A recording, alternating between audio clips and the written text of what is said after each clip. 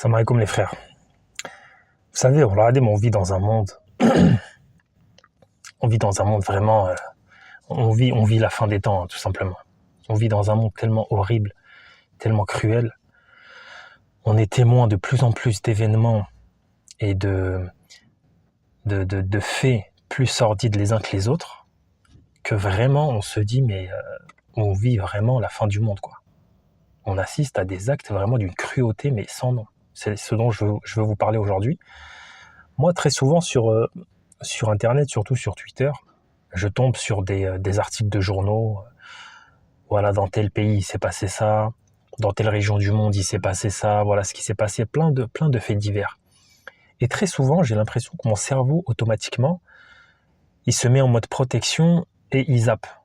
Tu vois, je me dis très souvent, quand je tombe sur des trucs comme ça, je me dis, mais non, c'est du fake. Mais non, c'est pas possible que ça arrive. Quoi, ça? Non, ça, c'est impossible. Et je prends jamais le temps, en fait, de consulter l'article, de cliquer, de voir ce qui s'est passé. Premier temps, parce que je trouve que c'est pas bon.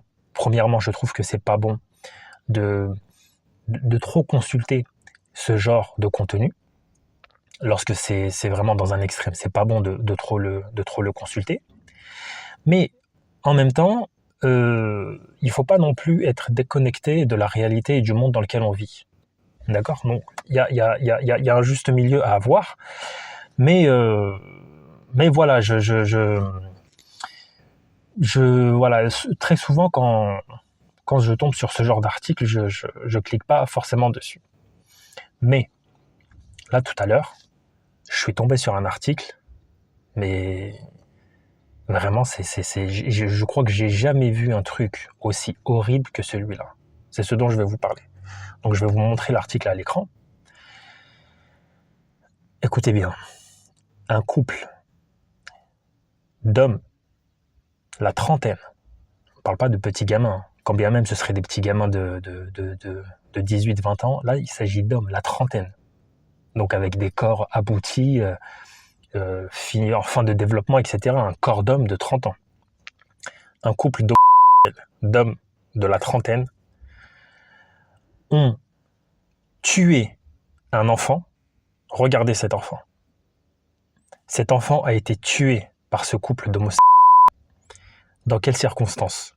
Il a été violé à mort. Je ne savais même pas que ça existait. Je n'avais jamais entendu parler de ce genre de choses. Violé à mort. C'était un petit enfant de 13 mois.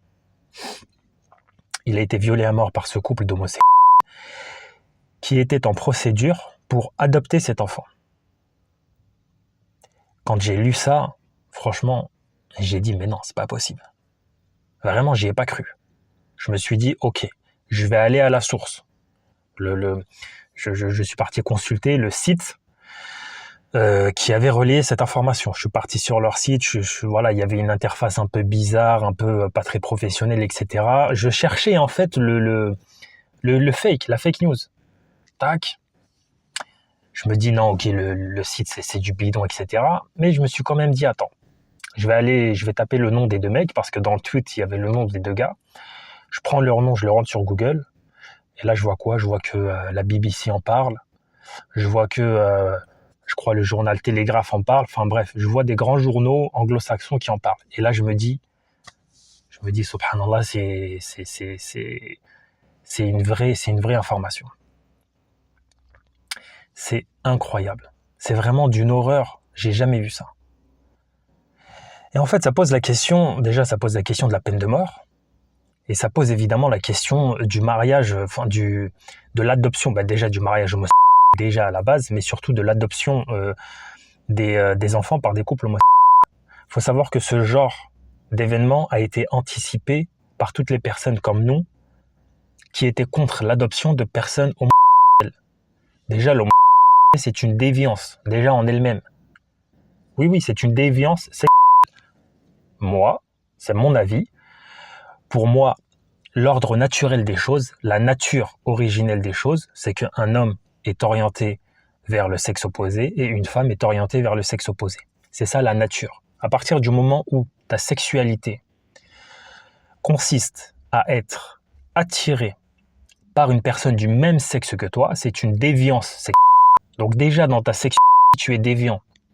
Donc comment autoriser des parents dont la sexualité est déviante l'adoption d'un petit enfant? Alors, il y a également des parents déviants, des parents hétérosexuels déviants, évidemment. Mais là, on parle quand même de la sexualité, c'est la sexualité qui est déviante. Et la sexualité, c'est pas rien.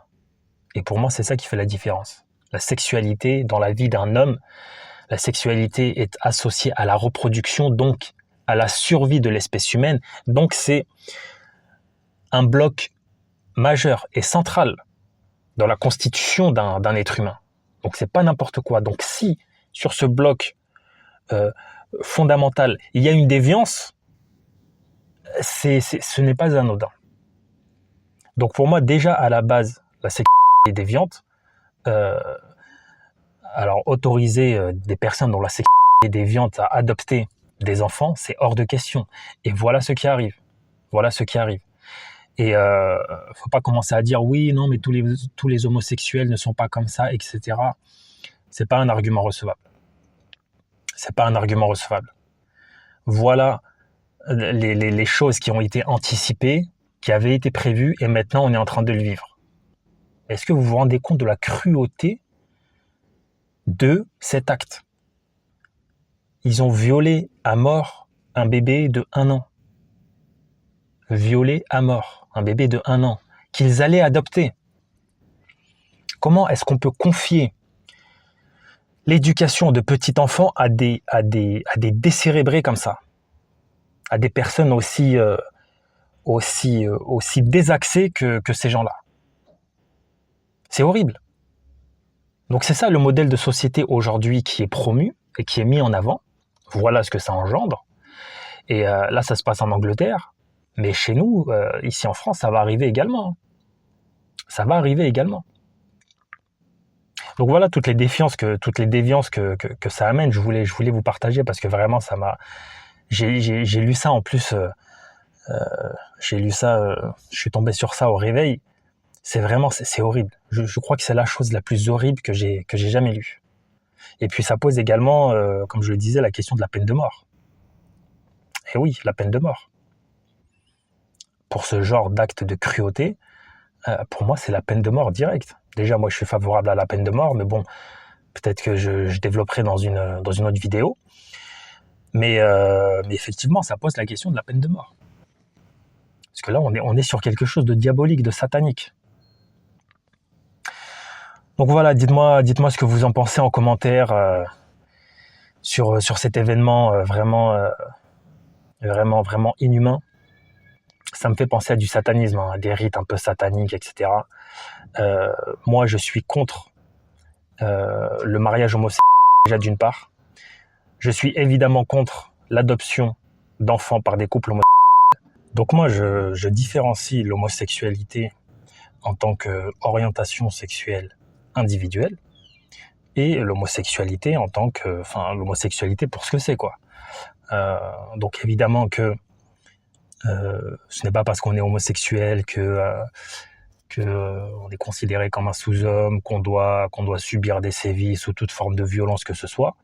Mais moi je réfléchis en termes de modèle de société, en termes de fonctionnement de la société. Moi, je veux pas une société à l'intérieur de laquelle des personnes qui ont une sexualité homosexuelle puissent déjà d'une part se marier, parce que moi je suis sur des valeurs traditionnelles. Le mariage, c'est une institution.